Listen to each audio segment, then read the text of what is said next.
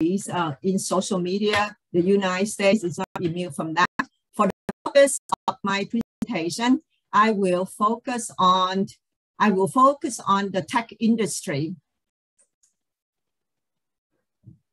Everyone see my slides okay?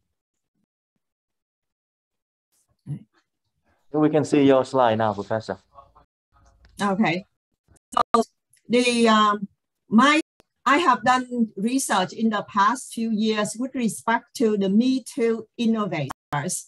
And so Me Too innovators, why I want to focus on the Me Too innovators. So as we all know that the Me Too movements, based on my colleague, Professor 𝗓𝗏𝗥, have informed us that the woman who coined that particular term was an African, she's an African-American woman who coined the term and the hashtag Me Too. And why do I want to focus on Me Too and the tech industry itself? Because we look at whether we in Vietnam or we in the United States, we in the digital economy. And we talk about industrial 4.0.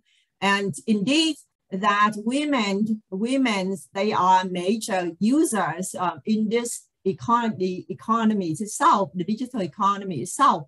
But I want to focus on women, not as users in the tech industry, but they are the founders of tech companies. They are the funders tech companies. They are the creators of programs in tech. They are the innovators. And in this particular case here, I want to be able to dig in deeper to focus on a segment of forgotten groups of women, specifically in the context of the United States. The United States, if you listen carefully what my colleague, Professor 𝗓𝗏𝗥, stated to you, there's many different branches of feminism. And when you talk about cultural feminism, like bell hooks, or you talk about intersectionality by Professor Kimberly Crenshaw. And so in that spirit, women are not all the same because of class difference, because of race difference. And so we talk about race, the class ethnicities here in the context of the United States is quite complex matter. And so therefore, we don't look at women, they are the same, not at all. And so in this context, then looking at digital economy and sexual discriminations against women, I look specifically to Asian American women because when you look at the mainstream journals, there have been complete silence. There was no focus on Asian American women in the tech industries at all. And so I decided, let me take a look and conduct my research with respect to sexual discriminations, misconduct in Asian American innovators in the sex industry, and also don't look at them as victims, but looking at them as agents for changes. And so that's why the topic of my talk relating to disrupting. And so the Asian American women, the innovators here, they themselves become the disruptor. They making changes. How so? And why they making changes? And why the law has been inadequate? And so why can't they avail themselves to the law? And where the law has been shortcoming in terms of providing redress to Asian American innovators during the Me Too movements here. And so when we talk about the tech industries here, we'll talk about tech. And so when I talk about tech, big tech, whether Microsoft, whether Google's, Uber's, Amazon, or small tech companies, in the tech industry, there is this bro culture. And so bro for brother. So this brother culture, bro culture. So in the bro culture, you see that they are typically white male, and look at them, they look similar, okay? And they hang out together, and look at the clothing they wear. They wear similar clothing as well. And so these bro cultures have been quite ingrained in the tech industry. And in this bro culture, there's protection of the bros as well. Not only that they look, they act, they dress alike, but they also protecting each other in this bro cultures here. And this bro culture has been very, very toxic against women who work in the tech industry.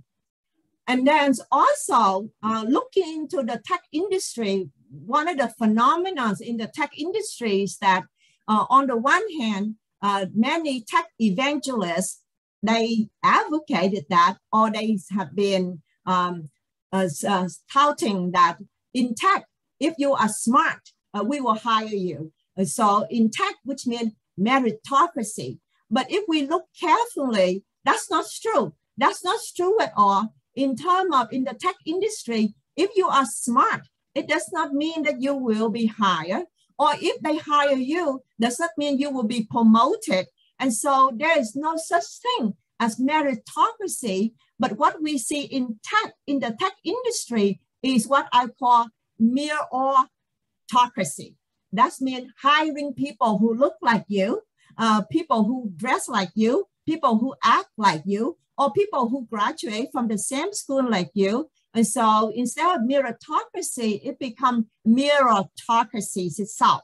And the meritocracy then perpetuating the toxic cultures against women. How so? If you look at who are at the table, who are the decision makers in tech.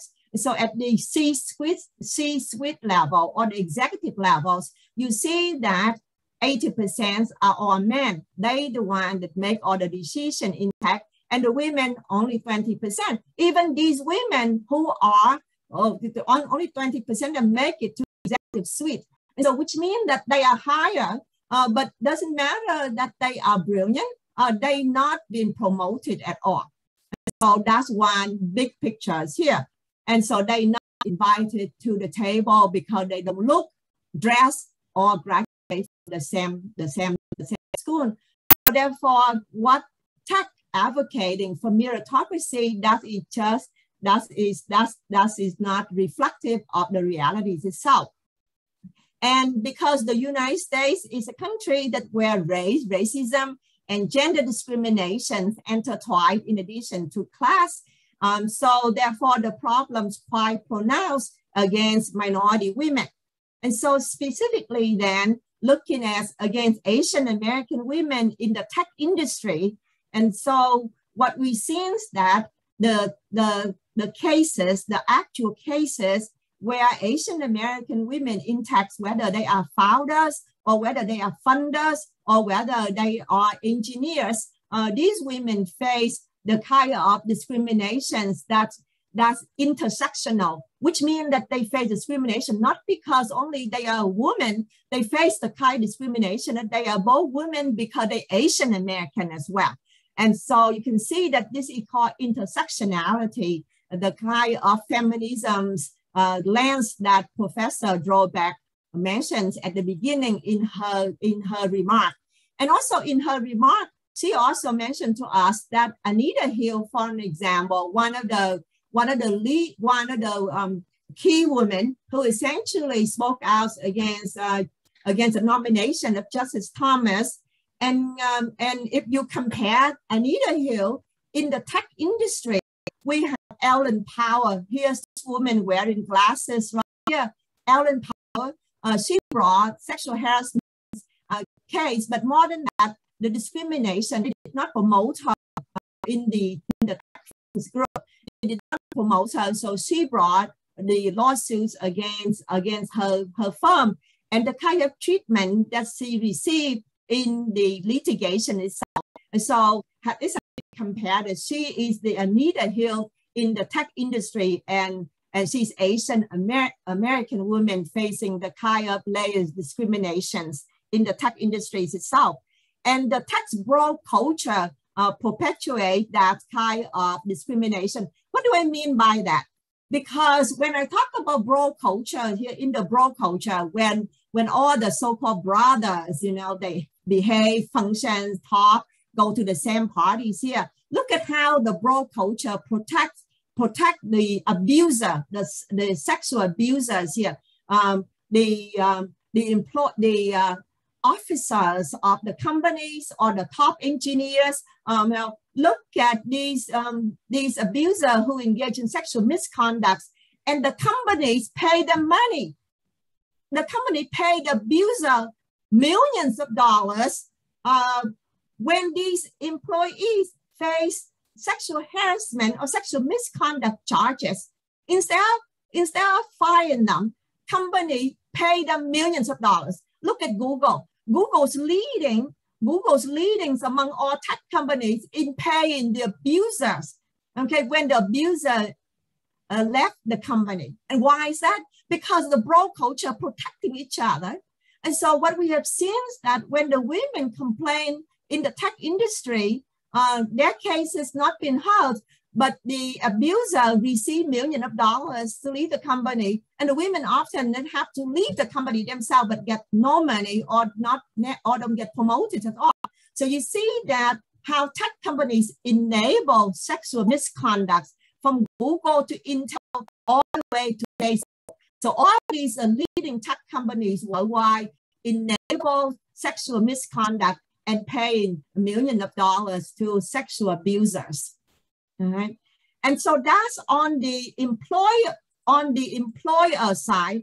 Well, what about the contract? What about law then? What's law? Okay. So when we look at employment contracts in the United States and also in the tech industry, and for all of us in the room who teach employment law or who teach contract law, there's a concept of adhesion contracts, take it or leave it. And so which means then when you look at employment contracts, what we see that, well, there is no options. If you don't take the contract, you're not going to have a job. And so therefore, because these adhesion contracts, you cannot negotiate for the terms of the contract itself. And so which means then in these employment contracts, there's arbitration provision. And I understand that in Vietnam, there's a strong favor of arbitration. And so Vietnam constantly pushing for arbitration. But here's the dark side, the ugly side of arbitration. The ugly side of arbitration is that because arbitration is one of the clauses in the arbitration is to keep everything or the discussion or the decision or the conclusion, the settlement in confidential. And so therefore then nobody knows, the public does not know, the co-workers do not know what exactly the misconduct or the sexual harassment or the sexual discrimination, how did it occur? And also the wrongdoers continue their patterns of abuse because the victim themselves have to go through arbitration. Going through arbitration, then which means they cannot redress in court. And which means the public don't know anything about the sexual misconduct in the workplace because everything is swept under the rug because of forced arbitration. And so with forced arbitration, then companies enable sexual misconduct here, and it continue to do so. Okay? And it magnifies the problems itself. Okay? And so, and because the victims do not have the right to see redress in court because they give up that rights in the adhesion contracts, in the employment contracts here. And so what we have seen cases after cases, if the victims, the women, try to bring their case in court, whether federal courts or state courts here, typically the courts will look at the employment contract and the court will decide, the court will look at the employment contract, say, well, you know what, you have to go through arbitration because you agree to arbitration. You cannot not have your case be heard in court, which means no remedies available for you under the course of law. And so you can see these are the ugly side of forced arbitration, perpetuating the sexual harassment and the sexual discrimination in the workplace itself. And so with that then, what about the Me Too innovators? Because when we look at the law and we say the law is the law's bias against women, okay? And clearly we look at employment law context and we look at the employer conduct themselves that enables harassment in the workplace itself. And so my research that I don't want to just stop there and complain about complain about the employer context alone or complaints about the core decisions alone. But I want to look at women, particularly Asian American women, as innovators, i.e. that they themselves, how do they disrupt and change and transform where the law fails them. And so what the women have done specifically with Asian American women in the tech sector, they turn to organizing because they know that if they bring a litigation, they're going to lose in court, they have to go through arbitration. So therefore, they don't avail themselves to that law. What they have done is they're organizing. And so probably that you have read about the organizing efforts of women in many tech companies, women who themselves was Me Too victims, but they organized. And when they organized, they used the technologies and they very strategic in their organizing efforts. And they also employ many democratic principles, i.e. that they build consensus and they also conduct survey and they able to distill their demands. And so through organizing and through the use of technologies, and they come to a set of demands that they demand their employers to change. And one of the major demands that they have done, that the Me Too innovators have done or have accomplished, is that they force their employers, they force the tech companies to remove the forced arbitration. What does this mean? The employment contracts no longer contain the arbitration provision. This is very significant because what does that mean? That it will break the secrecy. So no longer the misconduct will be kept in secrecy now, because the victim will be able to bring the litigation in court, and this will be in the public setting, and information will be revealed. Then the public will know what exactly the misconduct, what exactly the patterns of behavior, and who the abuser and what the employers have done or not done to protect or not protect the employees or protecting the abusers here.